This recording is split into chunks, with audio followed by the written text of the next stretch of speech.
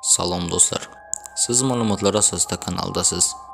Kanalda yangi bo'lsangiz, podpisatsiya tugmasini bosib qo'ying va shunda bizning keyingi videolarimizni o'tkazib yubormaysiz.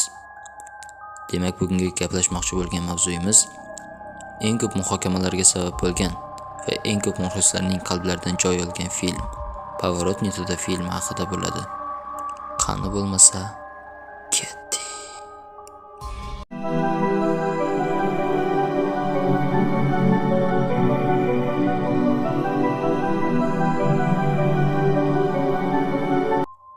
Noto'g'ri burilish filmi 2003-yilda Rob Schmidt tomonidan suratga olingan dahshatli filmdir.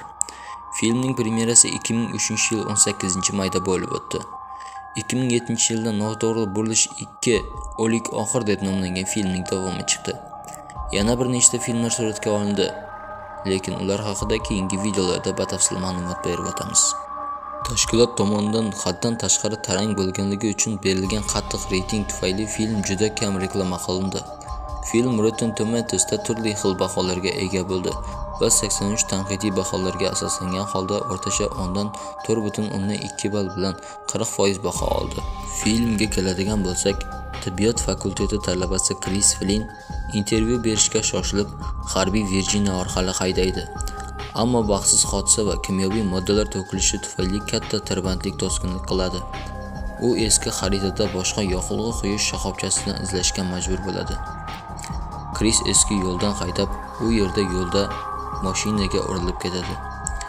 Mashina bir guruh do'stlarga tegishli. Jesse, Carly, Scott, Evan, Francis. Ular yo'lda yotgan tikanli simga duch kelishgan bo'ladi.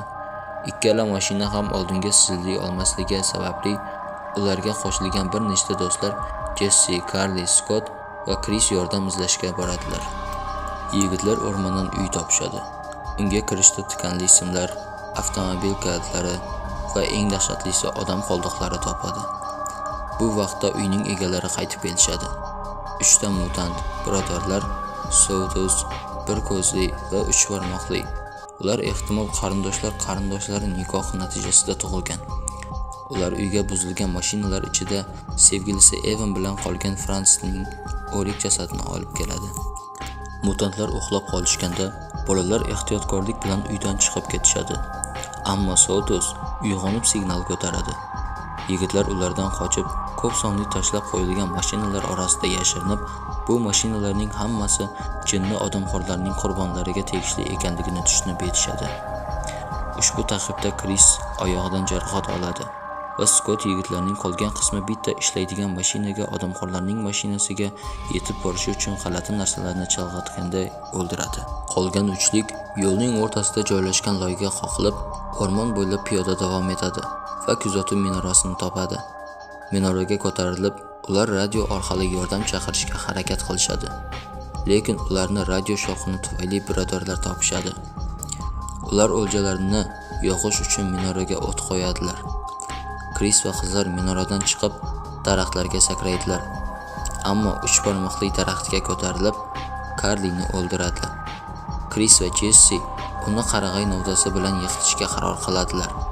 Bu esa yirtqich hayvonning yerga tushishiga sabab bo'ladi, ammo omon qoladi. Chris va Jesse aqldan ozgan ovchilardan qochishga muvaffaq bo'lishadi. Tunni palapartistlik orqasidagi g'orda o'tkazgandan so'ng Chris va Jesse sayohatlarini davom ettiradilar. Ular yo'lga yetib boradilar, ammo dahshatli odamxo'rlar to'satdan paydo bo'lib, yoshlarni bosib olishadi. Bir ko'zli Jessini ushlaydi va Sawtooth Chrisni jarlikdan yo'lga itaradi. Chris ularning signalini olgan politsiyani to'xtatadi, ammo Jagged Tooth uni ham o'ldiradi. Chris mashina tagiga yashirinishga muvaffaq bo'ladi. Politsiyachini o'ldirgandan so'ng Sawtooth mashinasiga o'tiradi va Chris uning tagiga yopishib olishga muvaffaq bo'ladi. Avtomobil bilan birga yana u Jesse uchun mutant birodarlar uyiga qaytadi. Ular o'ldirgan politsiyachining jasadi bilan mashg'ul bo'lganlarida Chris uyga o't qo'yadi va Owen Yate'ni ezib tashlagan holda mashinaga o'tiradi.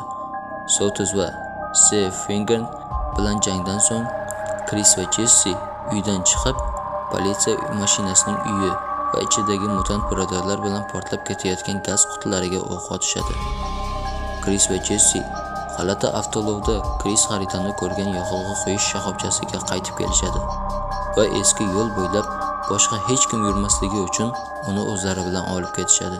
Kechasi politsiyachi qotillarning uyi xarobalari tomon haydab boradi. Mashinadan chiqib xarobalarni o'rganadi va hamkasbining boshni tanasidan judo qilgan jasadni topadi. Ayni paytda olovdan omon qolgan 3 barmoqli bolta bilan unga orqasidan hujum qilib, uni o'ldiradi. Aqlsiz kulgu ekranda tashqarida aks etadi.